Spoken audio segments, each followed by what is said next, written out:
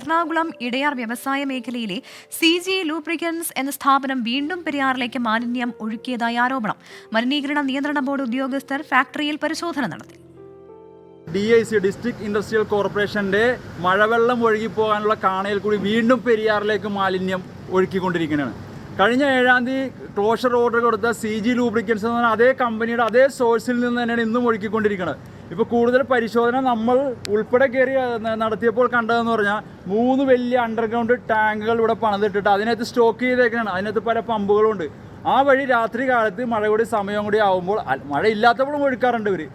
ഈ അടിയിൽ കൂടിയുള്ള ഈ റോഡിൻ്റെ DICയുടെ റോഡിൻ്റെ അണ്ടർഗ്രൗണ്ട് വഴി ഒരു കുടൽ DICയുടെ കാണയിലേക്ക് ഇട്ടിട്ട് ആ വഴി പെരിയാറിലേക്ക് ഒഴുക്കിക്കൊണ്ടിരിക്കുകയാണ്. വലിയ ആരോപണമാണ് ഉന്നയിക്കപ്പെടുന്നത്. ഇതിൽ കൃത്യമായ അന്വേഷണം നടക്കണം. പ്രത്യേകിച്ച് പെരിയാറിന്റെ മത്സ്യസമ്പത്ത് മുഴുവൻ ചത്തൊടുങ്ങുന്നത് നമ്മൾ കണ്ടിരുന്നു. അത് മാത്രമല്ല, ഈ വെള്ളം ഉപയോഗിക്കുന്നവർക്കും ഇത് വലിയ ഭീഷണിയാണ് ഉയർത്തുന്നത്. അതെ, എന്തെല്ലാം മീൻകുരുതി അന്ന് നമ്മൾ കണ്ടതാണ് ദൃശ്യങ്ങൾ. അപ്പോൾ അതിന് ഒരു പരിധിവരെ കാരണമായത് പെരിയാറിൽ ഉണ്ടായിരിക്കുന്ന വിഷത്തിൻ്റെ അംശമാണ്, രാസമാലിന്യത്തിൻ്റെ അംശമാണെന്നൊക്കെയുള്ള റിപ്പോർട്ടുകൾ പലയിടങ്ങളിൽ നിന്ന് വന്നിരുന്നു. ആ സമയത്താണ് ഇപ്പോൾ ഇങ്ങനെ ഒരു വാർത്ത കൂടി വരുന്നത്. അതിൽ അധികൃതർ ഇടപെടട്ടെ എന്ന് നമുക്ക് പ്രതീക്ഷിക്കാം.